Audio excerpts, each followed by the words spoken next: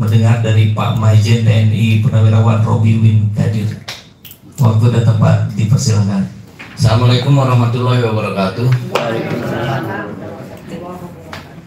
Komunis gaya baru ini berbeda gerakannya dengan komunis zaman Musso maupun zaman 65. Mereka bergerak sekarang ini intinya melalui parlemen, melalui pemerintahan, ya. Mereka masuk di situ, menguasai itu sekarang. Sadar nggak kita kalau apa yang dilakukan oleh rezim ini saat ini, kita rasakan baunya, kita tahu itu bau komunis gitu. Cuma untuk membuktikan, bagaimana kita membuktikan, semua dia pegang tangan-tangannya ini, sehingga kita mau tidak mau hanya bisa melihat. Nah, kita berharap yang tadi saya bilang harap-harap cemas itu mudah-mudahan ke depan nanti beralihnya kepemimpinan nasional ini dia tetap memegang jati diri sebagai prajurit yang memegang Sabta Marga dan Sumpah Prajurit. Ya. Karena tadi disampaikan bahwa seorang prajurit itu akan setia kepada Negara Kesatuan Republik Indonesia yang berdasarkan Pancasila dan Undang-Undang Dasar 45. Itu intinya dari apa yang disampaikan Pak Majen Purnawirawan Agus Irianto, kawan saya. Cuma kalau dia menyampaikan, dia banyak apa namanya inovasi variasinya, karena dia memang sejak kapten, kawan saya itu mendalami masalah komunis. Nah, senior saya di sini ada Pak Sugeng, ada Pak Pur. Kita dulu tahu semua tentang hal ini. Tentang komunis itu menjadi bahaya laten, ya. Salah satu cirinya tadi disampaikan bohong, adu domba, ya, diadu-adu semua masyarakat, partai pun diadu sekarang kan gitu. Ya. Kemudian ya munafik tadi kata Pak Rizal Fadila, kalau dikasih amanah dia tidak amanah. Kalau dia berjanji dia tidak tepati, kalau berbicara pasti bohong. Karena udah kelihatan dari SMK itu dari dulu sampai sekarang jadi bahan apa? Jadi siluman, nggak ada barangnya. Ya, jadi sudah kelihatan dari situ. Ya kira-kira intinya gitu. Hanya yang perlu diwaspadai bahwa yang namanya komunis, yang namanya PKI itu berkali-kali berkhianat. Jadi kalau besok rezim ini sudah lencer, penggantinya masih menggunakan orang-orang yang walaupun tidak bisa dibuktikan tetapi baunya terasa, itu kita cukup prihatin dan kita harus lawan. Terima kasih. Wassalamualaikum warahmatullahi wabarakatuh. Ya baik, terima kasih Pak Majen TNI Purnawirawan Robi Win Kadir. Lugas merangkum dari catatan yang cukup panjang, tapi tentu kita bisa langsung memahami makna yang diharapkan. Waktu tempat kita persilakan untuk Pak Sulito. Assalamualaikum warahmatullahi wabarakatuh. Saya mencoba untuk menyoroti beberapa hal yang mempunyai fenomena dan mempunyai dampak terhadap keselamatan negara kita di kemudian hari. Pertama tadi soal 22 September. Bahwa 22 September itu bakal ada satu barisan pendukung yang namanya Jokowi yang akan mengadakan apel di Tugu Proklamasi. Sekarang pertanyaannya harus kita jawab adalah, apakah ini gerakannya seperti barisan Soekarno dulu zaman Orde Lama? Apakah ini sebesar seperti Pam Swakarsa waktu zaman Orde Baru? Ataukah ini hanya abal-abal? Namanya sudah tersebar, ini satu gerakan pendukung Jokowi, dan seakan-akan ini setara dengan gerakan Soekarno dulu zaman Orde Baru, Orde Lama, dan juga Pam Swakarsa Orde Baru.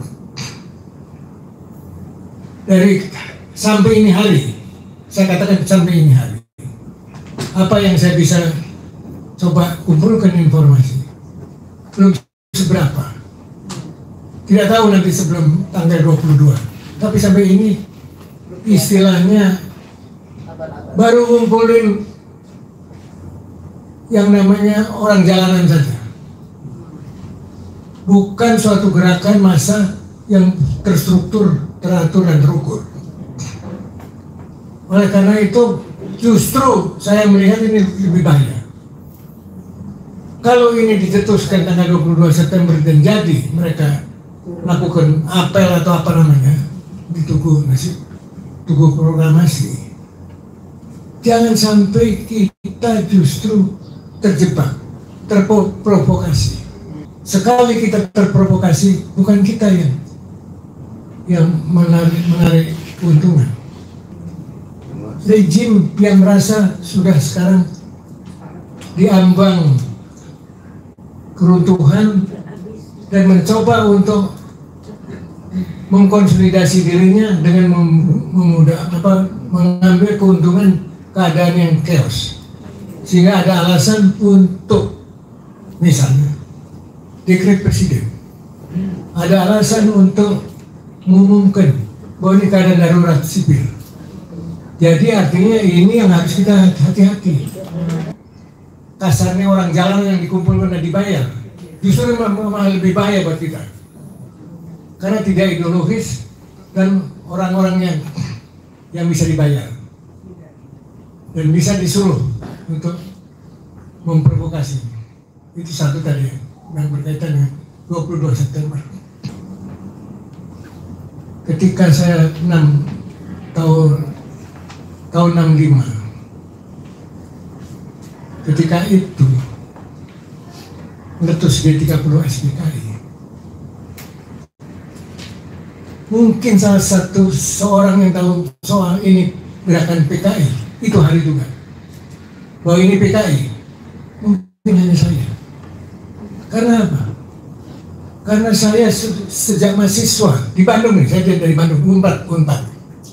Saya dididik oleh ASNTL Kodam 6 Siliwangi. Ada 10 orang mahasiswa dari ITB, Unpad, sama Parahyangan untuk direkrut kasarnya menjadi agen-agen intel.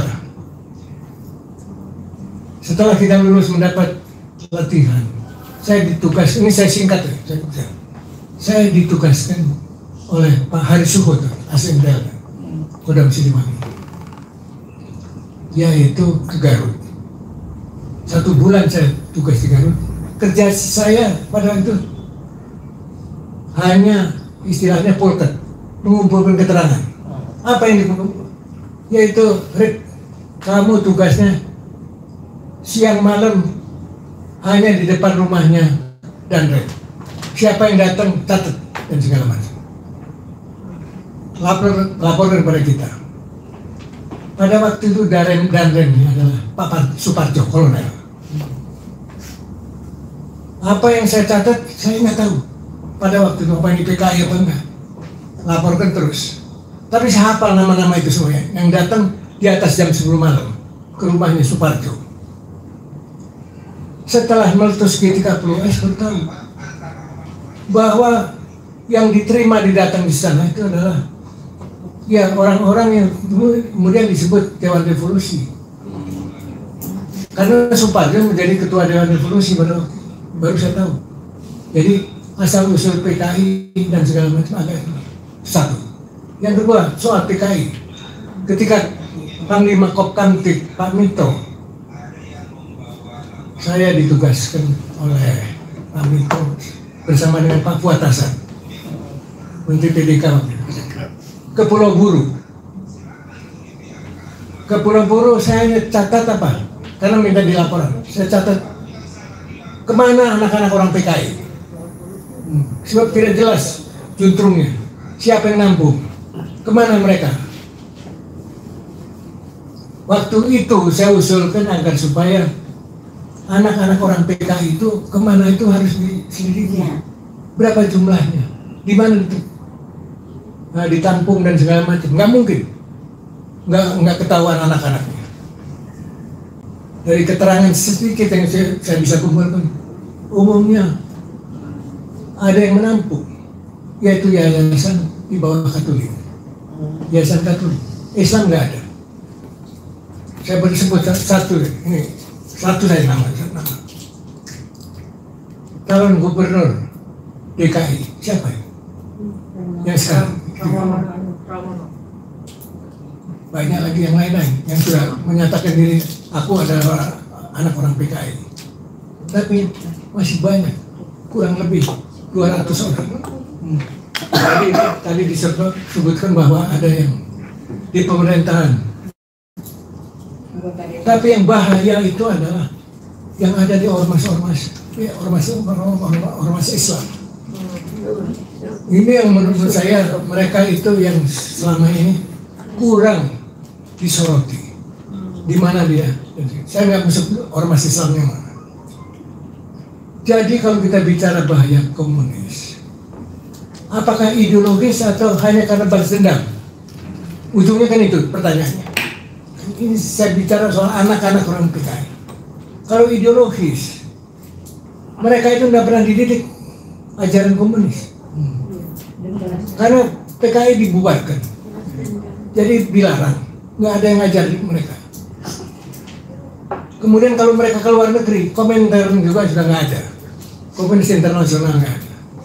Jadi menurut saya secara ideologis, komunis itu menurut saya kalau persentase mungkin hanya 10%. Yang 90% itu balas dendam. Kita bicara sekarang ke depan. Indonesia ini pada waktu ini sudah tadi disebut ada kondisinya tidak baik, istilahnya. Ya tidak baik itu apa? Itu jelas. Tidak baiknya itu menurut saya adalah kelangsungan hidup bangsa Indonesia kemudian hari, anak cucu kita terancam kehilangan identitasnya, terancam integritasnya. Ini yang paling bahaya. Kalau sudah dua itu hilang, apa bedanya sama jadi budak? Siapa? Ini yang bahaya. Nah, jadi sekarang pertanyaannya adalah, ancaman itu apa hanya dari kelompok komunis ini? Tidak. Lebih luas lagi. Zionisme juga ambil bagian. Zionisme. Karena Zionisme ini juga berkembang di sini sejak Orde Baru. Karena pintunya dibuka oleh unsur-unsur dari tentara juga, TNI, Beni Murdani. Kemudian juga dari yang namanya polisi, Goris Meri. Jadi ini menunjukkan bahwa ancaman Zionisme juga cukup bahaya. Yang lebih jauh lebih bahaya lagi adalah hegemonisme. Hegemonis suatu negara yang ingin sekarang itu menyaingi Cina, menyaingi Amerika, yang merata sudah mulai setara, setimpal untuk berhadapan konfrontasi dengan Amerika, yaitu RRT. Dan RRT inilah menurut saya sudah mulai merasuk di Indonesia, bukan hanya soal komunis, tapi hegemonis.